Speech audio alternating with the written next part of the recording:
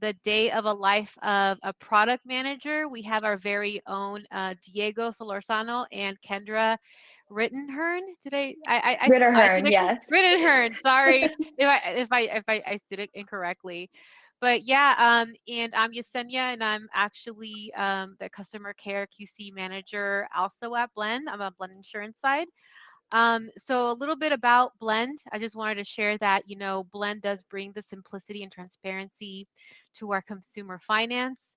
Blend is a mobile-first digital lending platform that is transforming the consumer finance and ecosystem by replacing the manual paper-based processes with the exceptional digital experiences. Blend serves as a digital layer on top of the backend lender systems, reducing the time and cost of loan origination while enabling lenders to delight their customers. So, Blend has been around for a while, and I've been at Blend now for about 2 years, and I'm really happy to be here. I've been every step of the way. I've been happy to be here on the insurance team. I'm glad to be joined here by my colleagues again, Kendra and Diego. So I do want to kick things off with Kendra, maybe you first, but tell us a little bit about who you are and what got you interested in Blend. And then same with you, Diego, after. Yeah, so hi everyone. My name is Kendra Ritterhern. I'm one of the product managers at Blend. And a little bit about my background. So before I was at Blend, I always had an interest in kind of being in the financial sector, but I wanted to be originally kind of on the public service side of things. So I started working at the Federal Reserve Bank in New York, where I was doing like their bank examination group. So basically, like after the financial crisis in 2008, the Federal Reserve really had to up the kind of exams they were doing on the banks to make sure that they had enough liquidity and capital to withstand another crisis so that everyone could stay safe and financially stable if a financial crisis like that happened in the future. And what really drew me to Blend is the mission and the people. So I remember first looking at Blend, and I didn't have that much familiarity with the mortgage space, but I knew it was an incredibly complicated space that I had seen my parents struggle to understand and many other people struggle to understand as well. And I have a firm belief that finance should be one of those things that is easy for you to understand as it affects your day-to-day life. And I liked that Blend had that mission as well of making it much easier for you as a consumer to understand what the heck you're signing up for when you're going through a loan process. And when I met the people at Blend, people like Diego and so many others, like I truly fell in love with the company. So that's what drew me from the Federal Reserve to Blend. Also, it was a bonus that Blend, it is no surprise, is a faster pace than the public sector. And it definitely has been a very exciting ride. So I work on a few different products and work actually very closely with Diego on the product team as well. And with that, I'll hand it off to you, Diego. Thank you, Kendra. So on my end, yeah, before I joined Blend, I was an entrepreneur myself. I started my own company about 7 years ago, did that for about 6 or something like that. I've been at Blend for a little over a year now. And essentially, what in addition to what Kendra just described, I was totally driven to Blend by the people and its mission. But I was also extremely curious or extremely driven by the product, right? I find it fascinating that a corporation such as, for instance, Wells Fargo, right, one of the biggest companies in the country, was willing to partner with this startup, which had at that time a little under 200 employees, maybe, in order to drive most of their consumer applications. So I really thought that, if there's companies the size of Wells Fargo or the size of these huge banks and credit unions willing to partner with, again, a startup to drive their, I guess, digital transformation and their digital processes for their customers, then that company has got to be doing something extremely, extremely well, right? And thus the product has to be really, really top notch. So in addition to what Kendra said, I was really drawn to the fact that we partnered with some of the biggest banks, credit unions in the country, and we're at the forefront of their digital transformation and their customer experience. So I find that very, very powerful product-wise.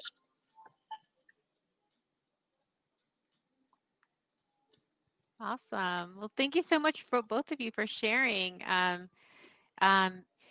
and now that you mentioned that you started at Blend,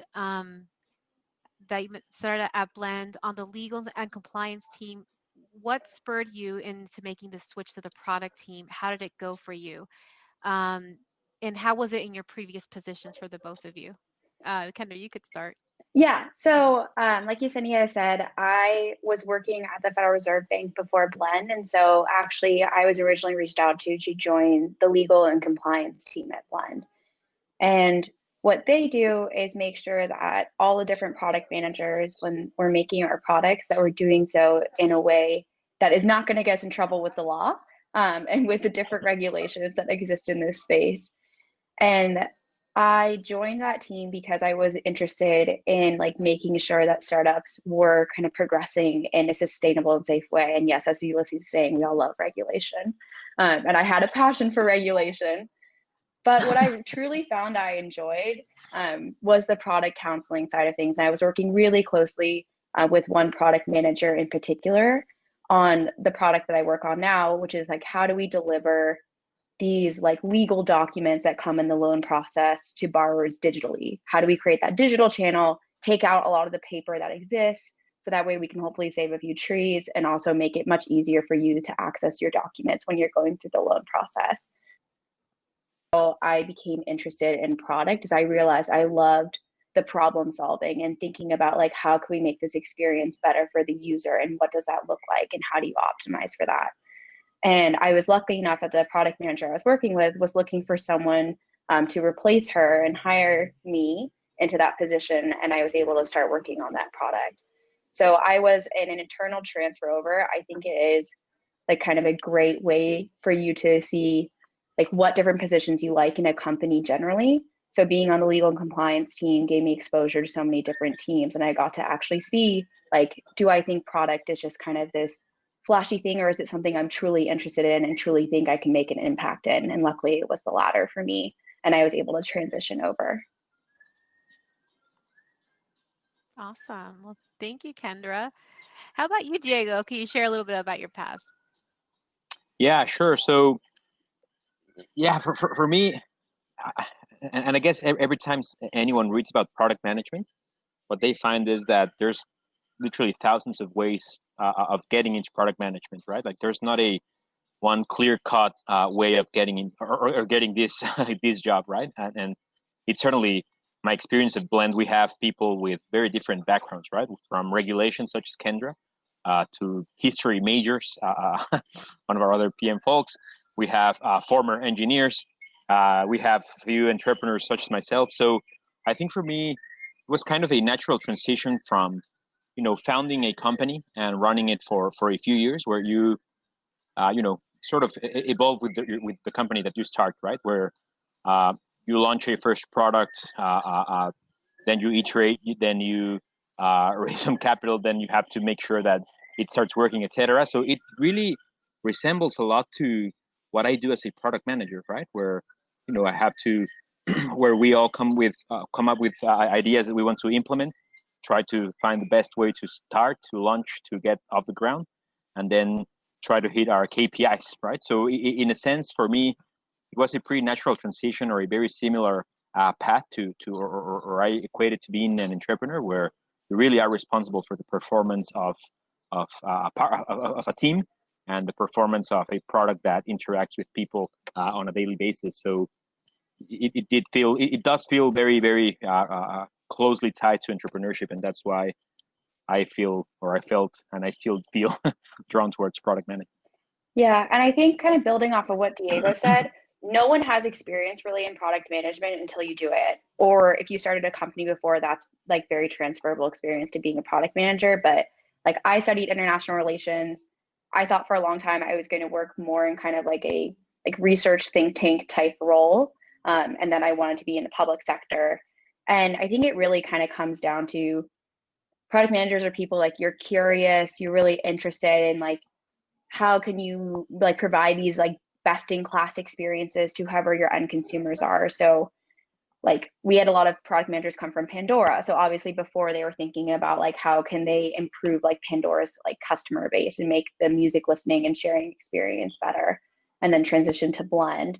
But it's one of those things where there is really no traditional path for getting into product management. It's more about like what kind of personality like do you have and what drives you and what draws you towards it, I really think. Yeah. Thank you. Oh, go ahead, Diego. No, if I may, Jasenia, so sorry that I sort of jumped in, No. because Liliana asked an interesting question here in the chat window where you need to know any systems or programs. Yeah, no, I'm looking And I at think the questions right now too. They're really good questions. And that one particular, like it really rings a bell with me, because yeah, the short answer is not really, right? Yeah, you have to be passionate about building technology, about working with an engineering team, about communicating with a broader team and with stakeholders. But there really isn't one way or one specific set of knowledge that one must have to get this job. I think it's more, very situational based and very context based.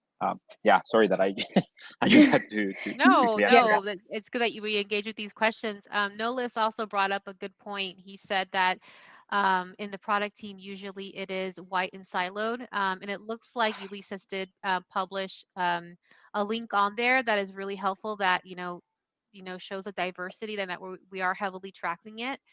But do you guys wanted to add more context to that? I think that I was just going to add it quick to the like, do you have to know systems or programs? So I went to a school that was like very technical heavy. I studied international relations. I took one coding class and I did very badly. It's not the way my brain. I have so much respect for our software engineers. This is me publicly admitting that the coding class did not go well for me. So I don't think you need to have like any really specific knowledge. I will say like I've learned a lot on the job, and gotten more comfortable with like APIs and like all these different things that I didn't know anything about before becoming a product manager, like at all. So it is something you learn with your experiences too, but you don't like, I did not have the technical know-how or knowledge before becoming a product manager and working at Blend. Got it. Now I'm looking at any other questions that you guys want to answer on here. But it looks like we have, before I jump on to the next question, looks like is there any past projects during the interviews that should be the core project presentation, technical details, process, etc. From Edwin Estrada. I think so. Oh, did you want to? Go, Kendra. Okay. Go. No, go. I was gonna say, so when doing like the product management interviews, I obviously had not been a product manager before, and the way that I kind of like talked through the project I had worked on was really much an emphasis on like what was my process. So identifying what I thought the problem was up front, different potential solutions that then I looked at that would address the problem and why those would address the problem, and really kind of getting into like what you picked and how you measured if it worked. So I think like those, it's really like being a product manager is about like your thinking framework, your process, and like how do you know if something was successful or not. And coming from like a untraditional background, which I feel like everyone does into product management, again, like you can apply that to like any kind of project that you've done in your life. Is really kind of like your thinking framework. And that's what I think is really helpful in the interview process, is helping to show your interviewers in whatever company, like, how do you think? And that's true for like internal presentations we do on like different products that we're working on as well. Like what other PMs are interested in, or like, how did you think about this problem and go about solving it? And how do you know if you were successful or not? Hopefully that helps a bit. Yeah, no, it's definitely helpful. Especially for me, I'm not in product management. I'm in on the customer service side, but we do work with, I do work with product managers. And still, for me and for many, the world of product management might be new to many people, like especially maybe in the audience. What does what do you guys do exactly? What does a product manager do, and what are they responsible for? Yeah, it's yeah, that's always the question, right? What does a product Mhm. manager do? I have one. There's like a lot of I'll things you answer with guys do. yeah, right. But I'll answer with one definition that I sort of like, and I think is pretty accurate, right? That says that you know a product manager is responsible for finding margin enhancing, difficult to replicate new solutions to existing problems, right? And if I break down that a bit in its three components, so the first margin enhancements, right? So that means especially like take a company like Blend who has a core product that's been widely successful, right? Used again by huge financial institutions. Margin enhancement means that, all right, around that core central product that's, or again, been very successful, there's a few other opportunities that single product opens, right? So right now, Blend's actually in the process of transforming itself from a single product company to a multi-product company that's able to drive more value for itself as a company, but especially for our customers as financial institutions, and ultimately the borrowers that apply for a loan through Blend, right? So margin enhancement, finding new ways to increase your total addressable market as a company. Second, difficult to replicate. And I think this is maybe the most relevant, right? Again, free market, uh, competition, so always present. Uh, the concept of difficult to replicate is how do we play in these concepts or in this concept of margin enhancement? How do we make it so that we don't have a lot of copycats that steal away from our market value, right? So what are our core capabilities as a team, as a technology organization, as a product team? What are we uniquely capable of, right? So again, if you take a company like Blend, where very successful core product, what intrinsic value can we add to this product that will make it so that no one else trying to replicate or trying to create a copycat is able to do because of how valuable the core product and the enhancements are for Blend, right? And the last, so again, margin enhancements difficult to replicate. And the last thing I'll say about it, product management, what we do is finding ways to solve problems. I really think that's maybe the core part of it. There's problems all the time, right? With the product, something fails, there are bugs, there are new things that you could launch. How do you prioritize, and how do you come to determine what a whole team should focus on, right? So I think maybe that's for me at least. Those are the three most important parts of being a product manager. Uh, uh, yeah, and prioritization and what to focus on is perhaps the most difficult skill to get. Yeah. Yeah, I think building off of what Diego said, kind of the way it was told to me, and that I found kind of it stuck with me, is you're basically like, as a product manager, you are responsible for the entire product life cycle. So what that means is like, take it all the way back to the beginning. Like, you see a problem that needs a solution, you then are coming up with, okay, what is the problem? How do I convince whoever the stakeholders are, so maybe the executives at your company, that this is a problem worth solving? And then what do I think the potential solution could look like? And then you're taking it from like that ideation and persuasion phase all the way through working with the design to say like, okay, what is this going to look like? Making your mocks of like, how should this like product look, doing user research, working with that team as well to be like, does this resonate with the end users that I'm making it for? And then working with engineering very, very closely as they actually build out that product.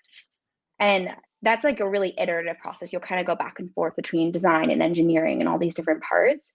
And then ultimately you're delivering that product to your client. So you're working with the client organization side of the company to be like, okay, how do I help you get clients onboarded onto this product? Like, how do we pitch it? How do we roll them out?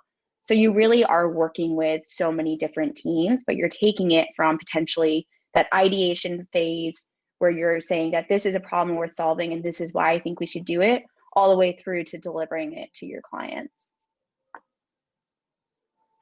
Nice. And one question that I do see a good question here from Abigail, I'm not sure if I'm pronouncing it correctly. What team or roles do you guys mostly work with directly? I know you guys are the same team, but do you guys work with different other, collaborate with other team members? Yeah. Yeah, I'd say that the closest we work with are uh, engineering and design, um, almost on a daily basis, and then a bit less frequently, but still pretty much involved with marketing team and go-to-market teams. Yeah.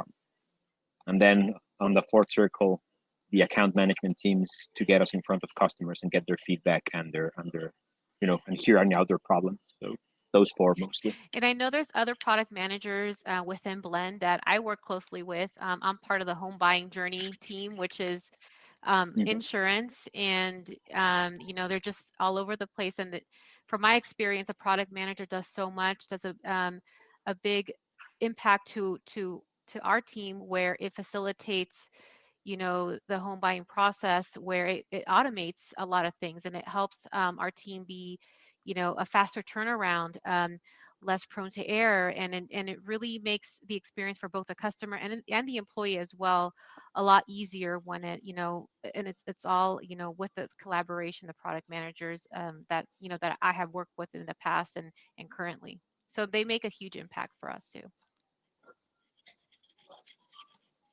That's great to hear that they're having a positive impact for you. Yeah. That kind of feedback is always lovely to No, you hear. guys do. I mean, and I'm speaking as an outsider because I'm not in product management, but I do see, the impact that you guys do. So and there is openings, and they are really much needed from my perspective.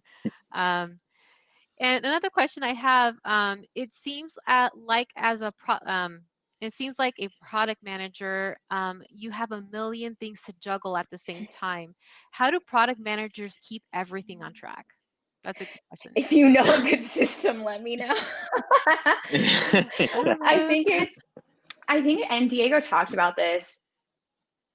There are a million things to do, just like you're saying, Yesenia. And I think what it comes down to is like, I mean, I have a to-do list that I keep, and like every morning I'll spend like 10 minutes kind of going on my to-do list, reprioritizing it. But I think like the biggest thing as a PM is you learn how to fiercely prioritize, because you're not going to be able to do everything. So it's looking at what's on your plate and it's seeing like, okay, someone described the grid to me in really in terms of like value and cost. Like what is driving the highest value and your lowest cost? Those are things I put at the top of like my to-do list. What are things that are high value and high cost? Usually those are up there too, but they're longer term. And then anything like low value, you can kind of like cut out or push down. Um, but it's a like constant revisiting of the things on your plate and constantly kind of reprioritizing and seeing like, okay, like what can shift around, what needs to shift because we have something higher value coming in. So it's a very dynamic process. And I will 100% say I do not get it right all the time by any means or even close. Yeah, No one no one does, right? does. If anyone does, kudos to you. But it's, you learn to kind of roll with the punches, keep doing it dynamically, get comfortable with things kind of slipping through and knowing why they slipped through. And that's been like a very valuable skill I think being a PM has taught me. Nice. Yeah, I can only echo what Kendra said. It's maybe way more art than science, right? I find that keeping my own Scrum, like my personal Scrum board helps. But that said, again, there's just something that you should. Or prioritization comes down to high cost, high reward, or low cost, high reward. So I don't have much more more to add other than my personal Scrum board has helped me a lot, and yeah, no one really gets it Yeah. 100% right all the time. I So will say yeah. also my work to-do list contains, I have like my personal to-do list and my work to-do list. So it's like order gift for sister is on the same to-do list as my work stuff too. So they're very intertwined. Well, you guys are doing great. One question I do see that was actually nudged a few times from Inez Garcia. Inez Garcia was, how do you guys, like, how do you train to become a product manager? Like, like what school or boot camp, or is there like self-teaching or anything that you guys recommend to get, started if you're just like not not within product management yet? Yeah. So, I mean, I didn't do a boot camp or anything structured like that. When I was interested in kind of looking at product, I talked to a lot of product managers. I went to my school's website, I stalked the alumni network and looked up who was a product manager and talked to them about their experience. And that gave me an idea of like, is this something I'm interested in, first of all, and what do product managers even do? Um, and there is some really good books and articles that kind of provide frameworks of like what are different ways to think as like a product manager. So like the grid I was talking about, I read about an article of like cost and value. Um, I think one of the other things that is just good practice too to kind of help you get into the product mindset, and actually Diego and Maya's former manager is the one who encouraged me to do this, is she was like, at least once a day, think about a problem that you experienced in your day. So maybe it was like you were ordering food on some app and the process seemed inefficient. And then you think about how would you solve that problem? Like what would it look like to come up with something that would address that problem? And so it's like a little task you do once a day to kind of think through, okay, like what was something I experienced today that was a problem for me and how would I solve it? Maybe it was like your chair was uncomfortable or like whatever it may be. But I found like kind of doing that thought exercise has really helped me a lot as a product manager and getting more systematic about how I'm thinking about things. And I often will subject my mom, who I call, to kind of my thought process so that I can talk it through out loud with someone. But there are a lot of great like articles, resources, and I think it's also kind of doing like little exercises like that with yourself too. And the last thing I'd say is I listened to the podcast how I built this, and that has been like great to kind of hear about how founders thought about starting their company and like their frameworks and mindsets too. Yeah, so I normally, or I'm sure people interested in product management have seen this sort of Venn diagram of business, business design and engineering, and I think it's, yeah, I think it's pretty accurate, right? So, like, what should you, or like, if you want to break into product management, what should you focus on? I'd say, so some of these three areas where you feel you are lacking some knowledge, right? So, I do think it's useful to have some engineering solid understanding. If not, ask and ask and ask. And I know I sure do. Every time I have even the smallest question, I just ask our engineering team to help me out with that, right? So yeah, yeah, engineering, design, and business, wherever you think you are lacking in those skills, try to focus and hone on that. Because I normally think that's or that Venn diagram of product management sitting in the intersection of those three skills is roughly an accurate skill set to have as a product product manager. Yeah, and then the other thing I'd say is it's also really about mindset. I think, or trying to, similar to what Kendra said about having or trying to solve a problem or seeing something that's not working in your day and trying to come up with a solution with it. I think part of a product manager's mindset is not really, or it's not a product manager's job to have the best idea, right? Or have the one idea.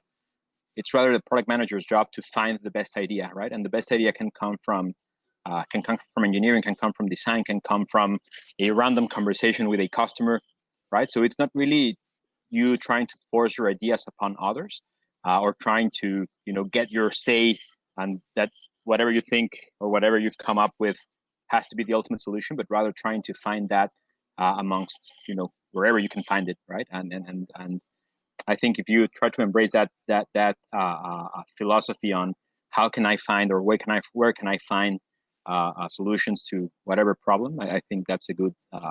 Normally, I think that's a correct mindset for getting into PM. Awesome. Um, and another question I have for you. So looks like at Blend, we've been rolling out so many new features and business lines this year. What has been your favorite project to work for so far? I think for me, I And this is actually why I work with Diego so closely, which is also why it's been my favorite project, is getting to work with Diego. Thank you. Same But here. Blend had like a borrower component. So a way for you to kind of, if you're going to apply for a mortgage, to enter into the application and have this really nice like application that's easy to fill out if you're applying for a home. And then we also had like a point of entry for the lender. So the loan officers that are actually going to process that loan and work with you. But there's a shocking amount of other parties involved in the loan process, which is also not something I knew really before starting at Blend, that we really couldn't include. And so my favorite project has been building out a point of entry for those users. And it's been my favorite because I've gotten to do a lot of the cycle I talked about earlier. I got to do a bunch of user research. So just talking to people that were these kind of third-party agents involved in the process and seeing like what were their pain points, what do they wish was better, what do they do, like getting to like kind of nerd out and dive deep on like what this like new area and process was. And then I got to work with the design team to make up like these wireframe mocks and go back to those users and be like, hey, like, what do you think that this looks like? And then really work with the engineering team, which I love the engineering teams that I work with, to build it from the ground up.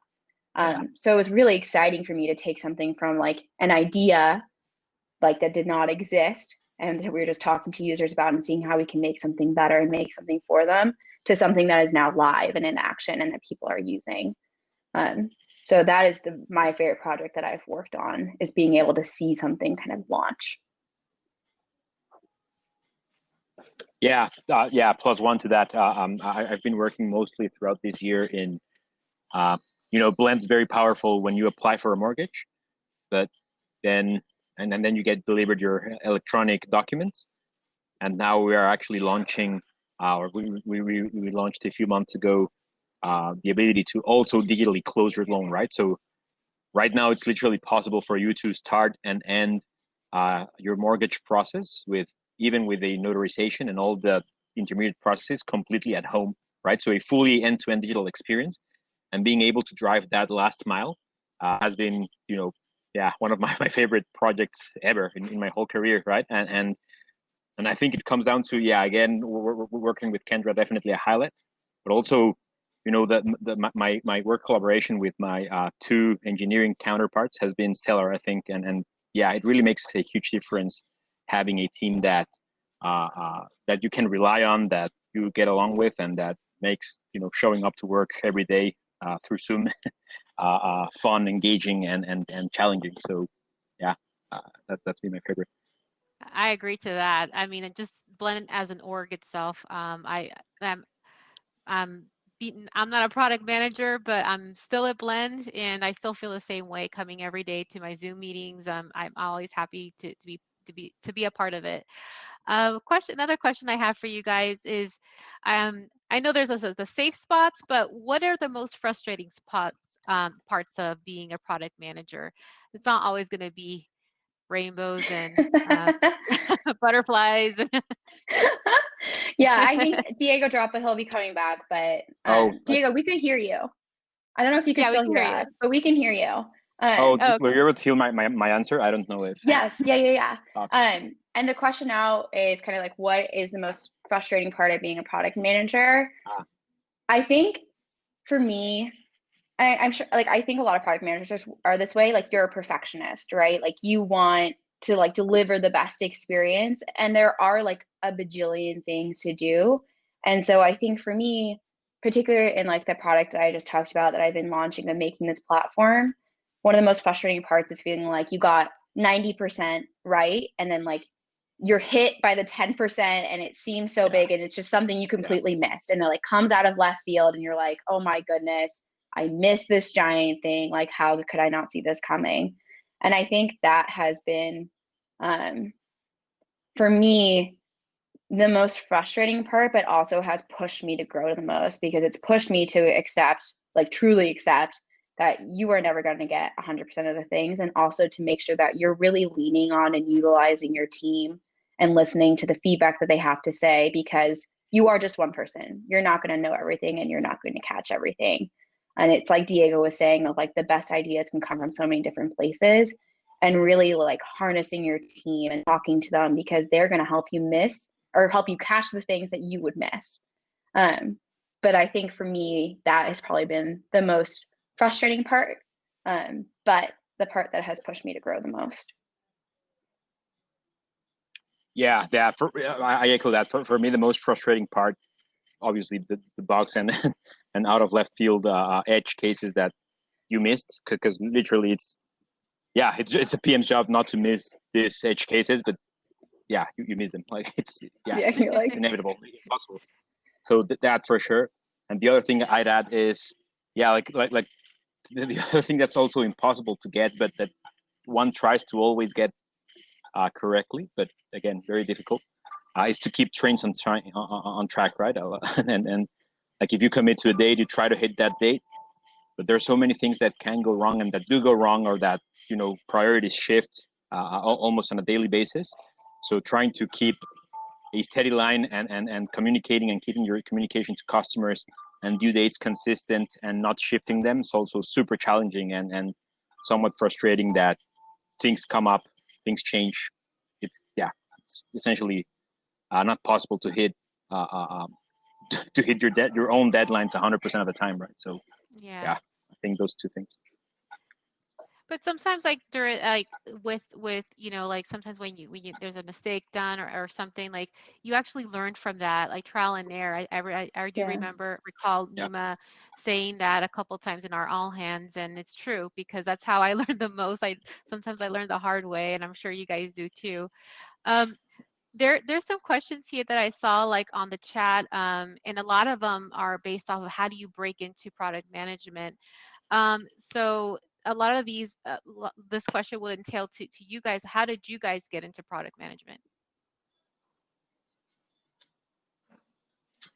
Yeah. So, and again, every path, there's not a single, like, there's no one, clear cookie cutter path to getting into PME. Normally, I'd say that there's a group of PMs that have very strong engineering backgrounds that did that were engineers themselves, or at least did maybe computer science. That's one source of getting into PM. Another one, I'd say, there's another camp where former entrepreneurs also break into PM. It feels natural. That was the case for me. Again, I started my own company, run that for 5-6 years, and then started working at Blend. And then there's, I guess, another third camp, which is completely non-related, right? A long winding path. I have a good friend of mine who I met at Blend. He's a musician, like a song writer and composer, still has his band. He actually studied music composition, got his first job doing music gigs, and eventually found his way into product management at Blend, right? Which completely non-related, and now he's a senior or a lead product manager at Twitch for music, right? So again, it's not a cookie cutter path. It's more, I think more having to do with your curiosity. Do you want to solve complex problems, and do you like sort of leading teams into solving them, but not leading by charge, but leading by example, I think, or by influence, or by trying to be right a good percentage of the time. And for sure, I do think that a technical background helps, and in the absence of that technical background, making sure that you complement wherever you think you're missing. So yeah, I don't have a clear cut path. Read a lot about product management. Read blogs. One of our colleagues, Clement, has a great blog on product management. So Product Management HQ. Great resources there. And if you're interested, read, and complement your skills wherever you think you're missing them. Yeah, I was gonna say, I echo what Diego said. If you had told me 2 years ago, well, I didn't think I was gonna be working in tech, and B, I definitely did not think I was gonna be a product manager. So I think it's really reading all the resources people are putting into this chat. Clement also wrote a book. He's so knowledgeable. He's been like a fantastic resource for me at the company and figuring out how to be a PM. but there really is, and I know that it's annoying to say, and I feel like people hear this when they're like applying to colleges too, but there's really no one path to becoming a product manager. I think it's about expressing the curiosity, expressing the desire. If product management appeals to you, of how to get there. And I also think for me, like I was an internal transfer, so it was really helpful for me because I got both exposure to the product org while working on a different team, and it also gave me a chance to get familiar with the company and for people at the company to get familiar with me, and made it easier for me to transition into product when the opportunity did present itself. But be proactive, chase down those opportunities if you see them and if they appeal to you, and read all the great resources that people are posting in this chat. And thank you, Ulysses, for posting Clement's book. Clement is great. Cannot plug Clement enough. He has a lot of fantastic things to say. Definitely you should read his resources, and he blogs a lot being a PM, and it's Clement great. plugs into every PM conversation out there. So yes, he does. He's the like most positive presence, and so like part of being a PM is so great is getting to work with fantastic people like Diego and Clement that are just insanely smart and talented, and more than that, they want to like share their experiences with others. So. That's awesome. Well, in closing, like I know a lot of people have been really engaged to what you guys are doing. Oh, we lost Diego again. It must be his reception on where he's at. He was on what restaurant Wi-Fi, I think. Yeah. But how can people reach you guys? Like if they have any questions or anything, LinkedIn or anything that you guys would be able to share with how they could what would be the best way for them to reach you in case they have any questions on how to be a product manager or how to or networking. Yeah. Feel free to connect with me on LinkedIn. It's my name, Kendra Ritterhern. My last name is made up, so luckily there's not a lot of me. But yeah, feel free to connect me on LinkedIn. I also will add it to my profile in this hop-in thing too, so people can access it. Oh, and somebody. Oh no, Diego, sorry. you're in it. Oh, I should put my LinkedIn link actually in the thing. Diego has a good point there. Okay, awesome. And okay, he's back now. I do see a bump. Sean Flores, I see your question. What is the interview? What is the interview process? I think for a product manager, what does it consist of? Yeah, so I think a lot on the company. I think there's a lot of great resources online that I looked up when I was going through the product management interview, but it'll be a lot of time kind of talking about a project that you did, like the process for how you thought through that project. Big things for PMs are like, how do you measure success or know if you were successful? And like, there were some random questions I found.